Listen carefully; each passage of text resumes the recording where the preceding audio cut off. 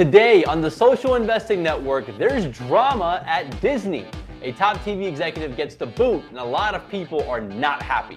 Where is Disney headed and what does this mean for you? Plus, Jack and Coke team up to make it official. No, seriously, you can buy Jack Daniels and Coke pre-mixed.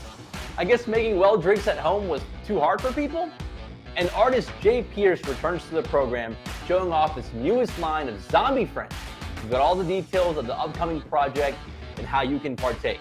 It's Tuesday, June 14th. Subscribe below, hit the notification bell, and let's get into it. Guys, we got some corporate drama at Disney, of all places. Something like straight out of Game of Thrones or Succession or something. So I'm going to try my best to kind of lay out the details. I want to get you guys' reactions. So this all started with Bob Chapek, the CEO of Disney, recent CEO of Disney. He fired a top executive, Peter Rice, from his position as head of the company's general entertainment content. And the way he did it, he called him into a meeting and was like, yo, you're done. It was a 7-minute meeting, and he just walked out. Bob said that Peter wasn't a fit for Disney culturally and got the boot. He got fired. It's really confusing to me because last year, Bob Chapek gave Peter Rice a raise and even extended his contract, and all of a sudden, he's getting fired. So what could be happening? It has to probably do with the fact that Bob Chapek, again, the new CEO of Disney, a lot of people don't like him at Disney. Bob Chapek took over as the CEO of Disney back in February of 2020, following legendary CEO Bob Iger. After he retired, and it's always hard to follow in the footsteps of a legend. But when he took over, he's had a bumpy road as the head of the House of Mouse. You know, I kind of see him as like a suit. You know, he's like a quintessential suit, very, very corporate, all about the numbers, all about the P&Ls, very boring C-suite stuff. That's all he really focuses on. And I think being the CEO of Disney carries a lot more weight than just like caring about the P&Ls. And you got to care about the profits and loss, but there's more to that. It's all about, it's about relationship management. It's about, like capturing the magic of Disney. And Bob Chapek doesn't seem to be able to do that. And I think he thought that Peter Rice, who was very well respected in the company, might be coming for his job. And so he fired the guy. Again, straight out of a TV show, corporate drama. Now the board of Disney has sided with Bob Chapek on this. They put out a statement saying they support him, but they still haven't extended Bob Chapek's contract, which expires next year, February of next year, which is just so weird. Like Delano, in sports terms, it's like having a superstar on your team, right? Like your best player on your team playing on a expiring contract. If I had like Steph Curry on my team or LeBron on my team and they're on an expiring contract, I would want to sign them to a long-term deal so they don't go up and leave if I had faith in that person. I don't know if Disney has faith in this person. And now there's a lot of drama happening here. And the reason I bring all this up is because what does this mean for normal people? If you're a Disney shareholder, I think this might be a little bit concerning because the leadership at Disney is kind of going through a bit of turmoil. When there's not stability at the top, it can cause the company to not perform at the best efficiency. It continue to innovate, things like that. So to me, that's the biggest concern. Is your experience at Disney parks going to change? Probably not, but just something to watch out for as this drama unfolds. Yeah, Zed, you make such a good point about what investors want to know. Investors want to know what the bottom line is. And I don't think we've given Chapek enough rope to actually see his strategy play out. If you think about a strategy, a whole organizational strategy, you have to give yourself 3 to 4 years. What has he been at the head for about 2 years or so now? And remember, 2020, I believe it was, with Disney Plus growing like crazy. Disney stock was actually a darling, if I'm not mistaken. So I'm actually contrarian. I actually like Chapek. If you look at his right-hand man, who's Kareem Daniels, who is actually a minority, a black person that is heading their whole entertainment distribution side of things. I actually like what he's doing. Yeah, he did a little Game of Thrones, and he went in and he took out a top competitor, which sometimes you have to do that, right? Oh, man. Well, they should get the drama sorted out a bit, though, because from an investor standpoint, right, we talked about this on the show earlier at another episode, but like how we need to be paying attention to these companies' leaderships. How are they interacting with each other? How are they engaging? And right now, a lot of drama is probably making the magical spark of Disney feel a little less magical. So yeah. I think that they need to kind of sort that out. I agree with you, Delano, though. It takes time, right? It takes time for a leader to kind of feel right in their seat, and especially one that is like one of the most important and looked upon seats in companies in like the world. So it might take time, but I also think it is a little skeptical that they haven't extended the contract yet. You guys mentioned a couple times Magic. Magic doesn't make money. Money makes money. I don't know about all this Magic stuff. I'll wrap with this. We never really worry about the corporate leadership at like companies like Tesla, companies like Apple. We know that Tim Cook runs a tight ship there, even Microsoft and things like that. So I think just having some sort of steady leadership, whether it's Chapek or somebody else, is going to be important, because if you don't, then that hurts company morale. It just hurts the overall company. And Nicole, you did a really good job kind of explaining that. And we talked about that on previous episodes as well. So yeah, we'll see what happens, but I don't know why. I just love this kind of drama. It's because you love Game of Thrones. I know. Yeah, exactly. We need to get some like flying dragons in on this on the next time. All right, hear that, Disney. So that's the next iteration on Disney Plus. Anyways, moving on. Who's ready to be served via an airdropped NFT? Well, that is now potentially possible with the help of a law firm and a court order in New York. Exchange LCX is serving an anonymous hacker with a lawsuit via an airdropped NFT. At the start of this year, LCX was hacked for about $8 million in crypto. And according to a report by The Block, a New York judge ruled that law firm Holland and Knight could airdrop a wallet believed to be controlled by the hacker with an NFT containing pertinent legal documents as a form of service.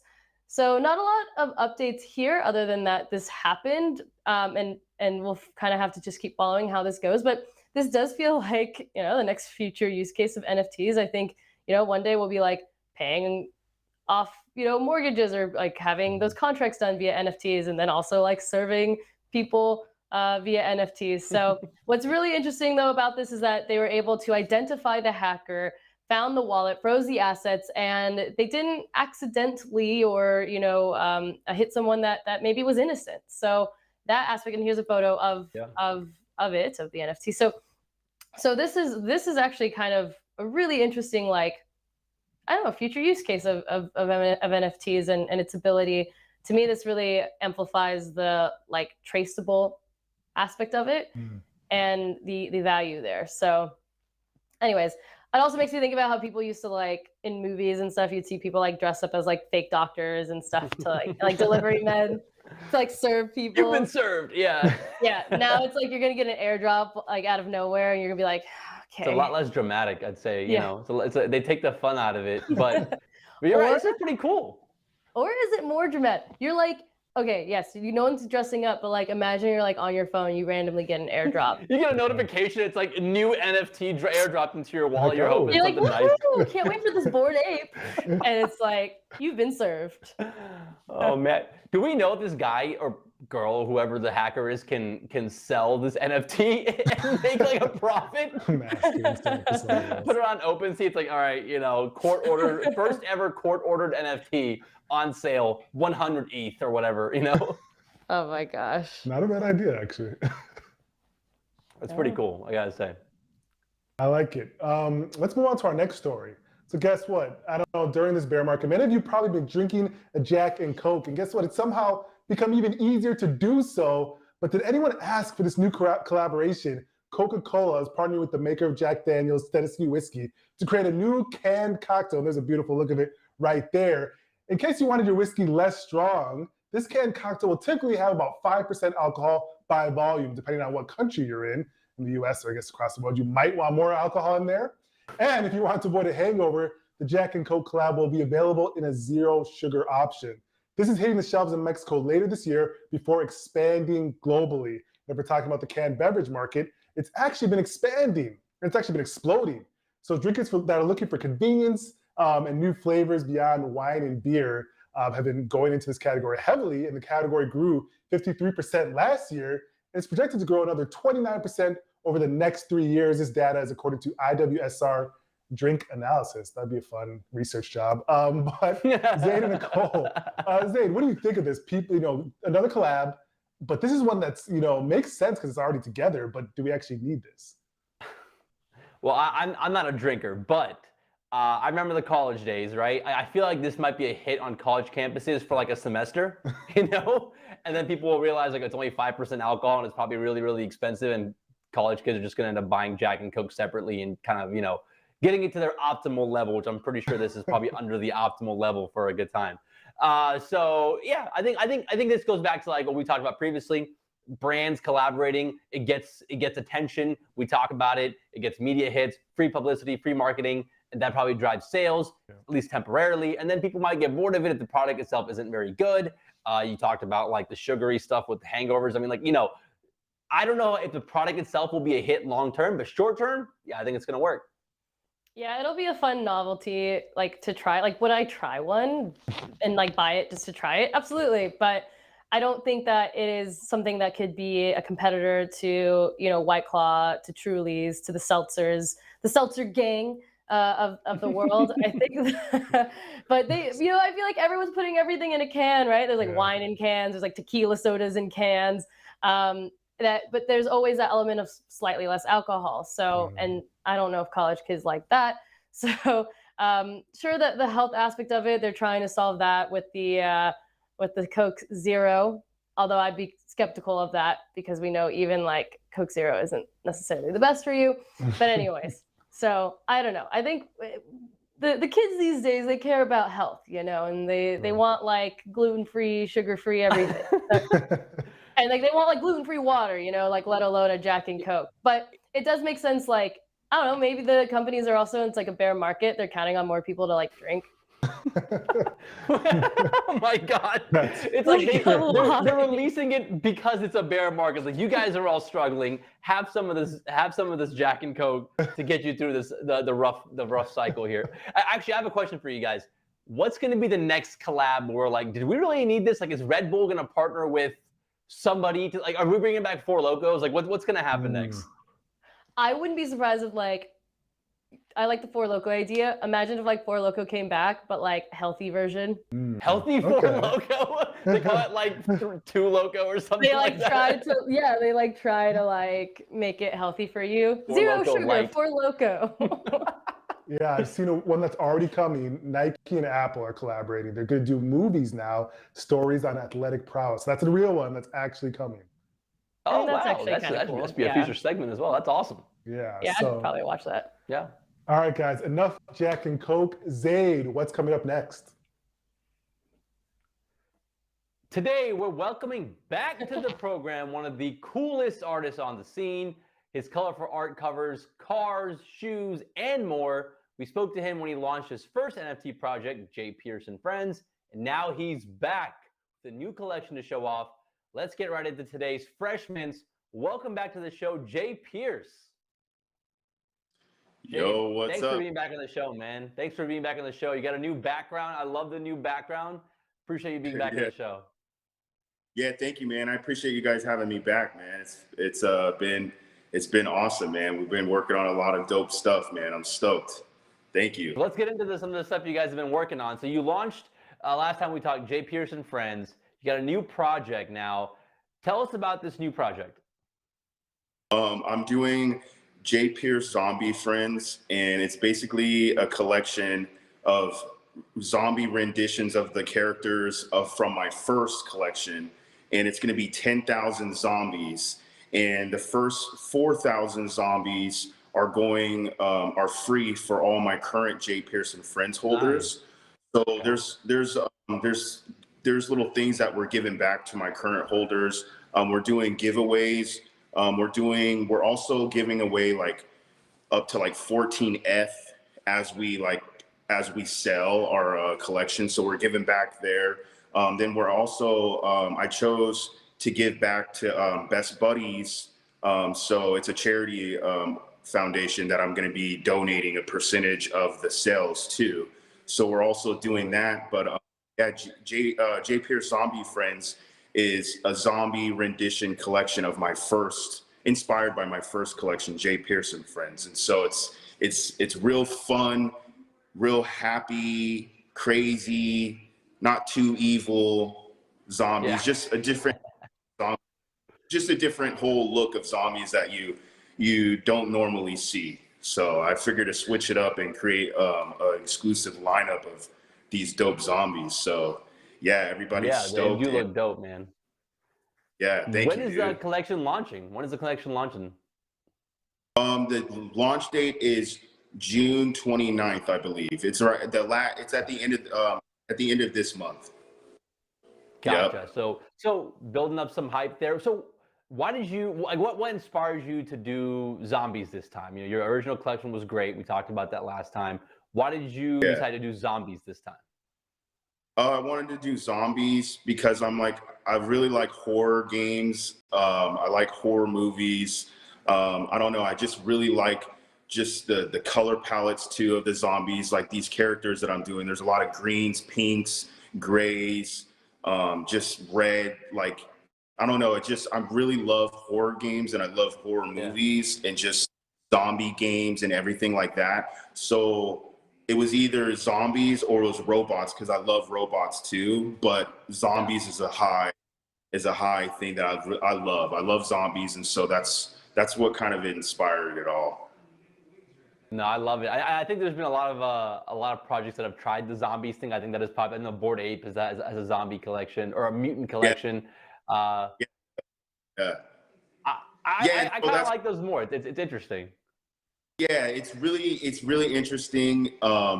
It's really just unique stuff that you can really twist up with the whole zombie stuff. Like it's dead, happy, fun, and like I don't know. I want to bring like a fresh kind of different vibe with the whole zombies and stuff, and still make it fun. Exactly. No, I feel you. I like that, and we saw some renditions there. It looks awesome. I kind of pivoting a little bit. I don't know how much you follow the crypto markets. You're probably not a sicko like me that watches it like every other second. But we're kind of seeing a dip in the markets right now. You know, like we're seeing a dip in the Ethereum prices, NFTs prices are coming down. What does that do to you? Does it impact you mentally? Does it impact you creatively? Are you even worried about that at all? Are you just purely focused on the art? I just want to get your take on someone that's kind of going through what people are calling like a crypto winter, like a dip in the markets. Yeah. I heard about how the market is like not doing great. Basically, like with my physical art, I'm always creating artwork every day and working on projects and custom orders and everything. So I feel like me personally, my collection is just permanently on like people who buy my NFTs, they're buying them to collect my artwork and not for like a cash grab. So I don't really feel too stressed out about it because like I'm always creating art and my physical projects that I have lined up will help push my NFTs more in the long run. And it's not just like some quick pump and dump thing. Like with my NFTs, it's literally like you're a part of like my paintings, like everything, my hustle that I'm doing every day. I got a lot of projects that I'm working on with my physical stuff. So my physical stuff will help carry my NFT collections and everything that I'm doing in that space in the long run. That's what I feel like, because it's not like I came into NFTs just for fun and just to get my art market. But as far as like my, you know, it's just riding along in the long run with like my physical work and everything that I have going on in the physical real world. And so, yeah, I feel like I'm carrying, with my physical work. My NFTs will be carried in the long run with my physical work and everything, the projects that I have going on. I see. I like that because I think a lot of times, a lot of people come into the NFT space, especially over the last year, quick cash grab, just the whole, you know, pump and dump.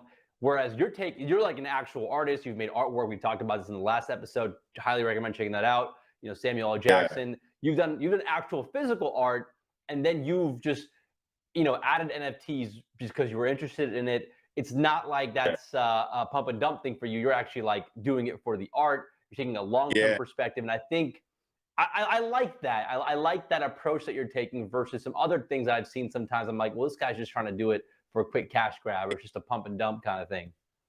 Yeah, it's like literally every day. Like like right now I'm getting hit up back to back with custom shoe orders, logos, family portraits. I'm working on one right now behind me. It's for this lady in Oklahoma They bought a couple of my paintings, but she just commissioned this one, and so she's in real estate. And so, Nice. so basically they send me everything that represents them, like real estate stuff and all that. And then I'll whip up and do patterns of the houses and just different patterns and stuff, people that connect with what they do. But basically, if it's not paintings, it's not custom shoes, it's not murals, it's not clothing design, it's not, like working with companies, like licensing, like it's like I literally do everything with my artwork. And so I feel like everything that I'm doing in the physical world will always just like have my NFTs will always be good and not looked as like, oh, let's just hurry up and do something and just sell out. Right. Just say, forget it. Right. No, I love that, man. That's why I really like talking to you, because you have that perspective, and it's a long-term perspective as well, and you obviously make some incredible art. And that's why I want to get your take on, like, what advice would you get to young artists, right? People that are inspiring to get to where you are at. What would you tell them about, whether it's they're looking at NFTs, whether it's just producing art every day to kind of get people to pay for their art and build a clientele that you have? What advice would you give to people, whether they're trying to do NFTs or just art in general? What advice would you give to them? The advice I would give, I would just say, don't listen to anybody who tries to knock your hustle and what you have going on. Always show up, do work, even if it's something small. Show up, make a presence, show what you do, get your name out there. Don't be shy to communicate and network with people. Go to trade shows, go to events that you could spread your work or your name out to. Like, just don't listen to the negative people that, there's always going to be people that won't agree or like what you do. And it's just like, you can't let those negative people affect you, and just keep it moving, stay focused, and always connect and communicate with people that you think that can help you get to that space or that area that you're trying to get to. Just stay focused and stay. Man, hell yeah. Yep. Stay focused. Absolutely, man. I love that. Yep. Yep. I love that. Well, man, that was awesome. I'll wrap with this question. You have a few collections under your belt now. You have, you had the first collection. Now you're doing the one with zombies.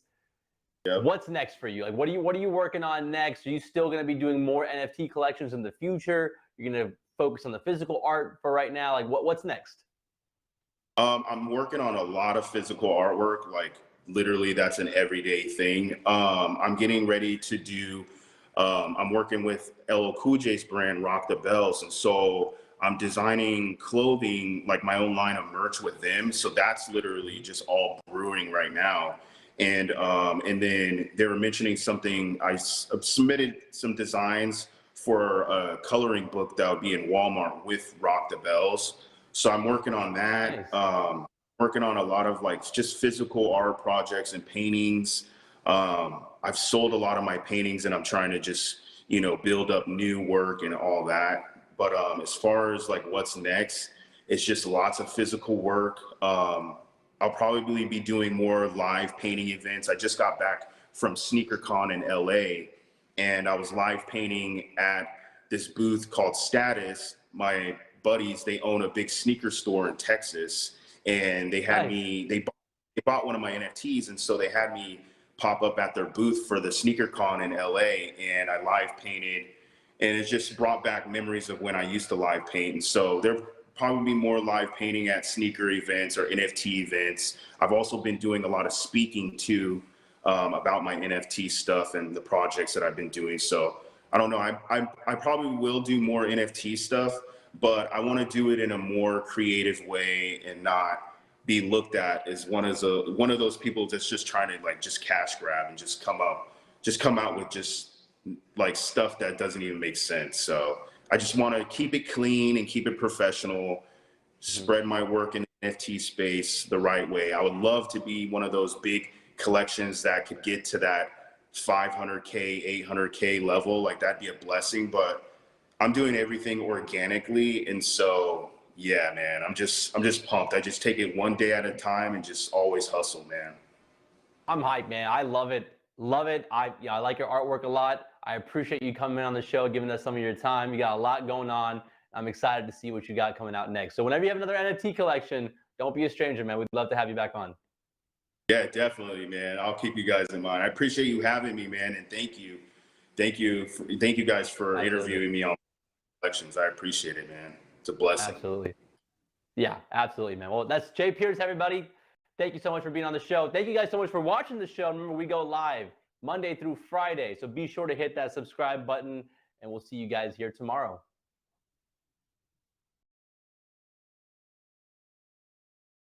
Hey guys, thanks so much for tuning in. Be sure to like, comment, and subscribe, and hit that notification bell. We'll see you tomorrow.